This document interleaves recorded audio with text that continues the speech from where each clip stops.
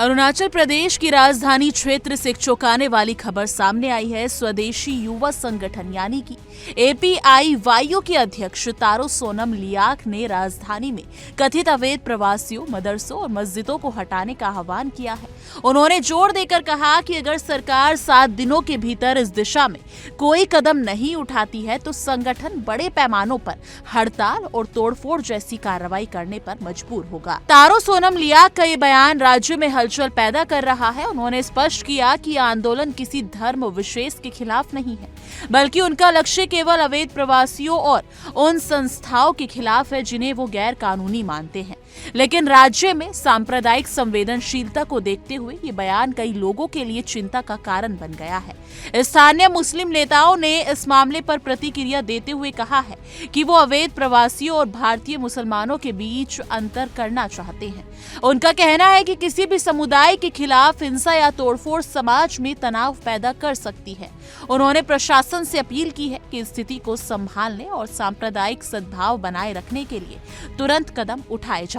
राज्य प्रशासन ने फिलहाल इस मामले में अभी तक कोई ठोस कार्रवाई नहीं की है, लेकिन सूत्रों के अनुसार सुरक्षा एजेंसियों को सतर्क किया गया है। राजधानी में पुलिस और स्थानीय प्रशासन अलर्ट मोड में है ताकि किसी भी अप्रिय घटना को रोका जा सके।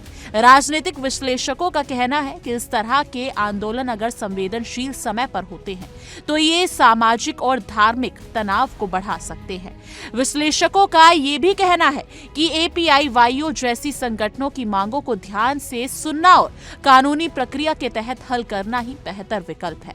हिंसा और तोड़फोड़ की धमकी किसी भी समस्या का समाधान नहीं है। स्थानीय प्रशासन और राज्य सरकार को अब ये सुनिश्चित करना होगा कि किसी भी समुदाय के लोगों की सुरक्षा और सम्मान बना रहे। इस मामले ने पूरे अरुणाचल प्रदेश में चर्चा का विषय बना दिया है। सोशल मीडिया पर भी लोग इस पर अपनी प्रतिक्रिया दे रहे हैं। कई लोग प्रशासन से अपील कर रहे हैं कि स्थिति को संभालने के लिए जल्द कदम उठाए जाए और किसी भी प्रकार के सांप्रदायिक तनाव को बढ़ावा न दिया जाए। दोस्तों, ये मामला एक बार फिर याद दिलाता है कि संवेदनशील क्षेत्र और समुदायों के बीच संतुलन बनाए रखना कितना महत्वपूर्ण है। ऐसे समय में केवल संवाद और कानूनी प्रक्रिया के माध्यम से ही समस्या का समाधान संभव है।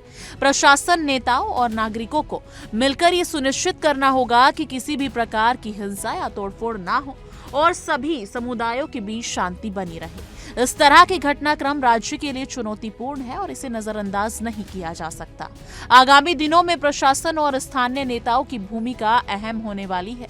क्या सरकार समय रहते कदम उठाएगी और स्थिति को शांत कर पाएगी, ये देखना बाकी है। दोस्तों, आपको ये रिपोर्ट कैसी लगी? कमेंट सेक्शन में अपनी राय जरूर साझा कीजिएगा। बाकी देश और दुनिया की तमाम बड़ी खबरों के लिए देखते रहिए इंडिया डेली।